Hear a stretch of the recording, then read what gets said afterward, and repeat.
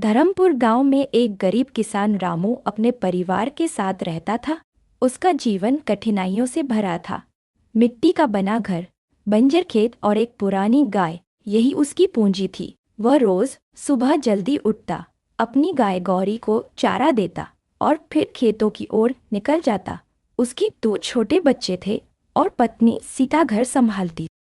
गौरी रामू के लिए केवल एक गाय नहीं थी, वह उसकी सबसे प्यारी साथी थी।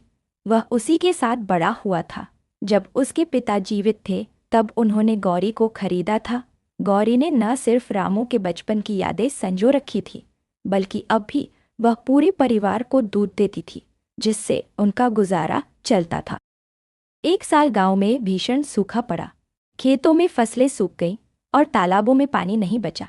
रामू का खेत पूरी तरह बर्बाद हो गया। उसकी पत्नी बीमार रहने लगी और बच्चों की स्कूल की फीस चुकाना मुश्किल हो गया।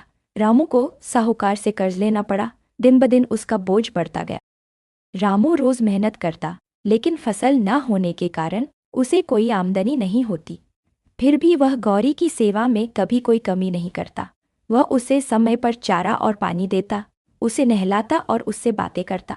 गौरी जैसे उसकी दुख भरी जिंदगी में उम्मीद की किरण। एक दिन गांव में एक अमीर व्यापारी आया। उसने रामू की गौरी को देखा और कहा, यह गाय बहुत सुंदर है, मैं इसे खरीदना चाहता हूँ। कीमत जो मांगे दूंगा। रामू को कर्ज चुकाने की चिंता सताने लगी, लेकिन उसने साफ मना कर दिया। गौरी मेरे परिवार का हिस्सा है, उसे बेचने का सवाल ही नहीं उठता। रामू ने दृढ़ता से कहा। व्यापारी हंसते हुए चला गया, लेकिन रामू के मन में एक तूफान चल रहा था।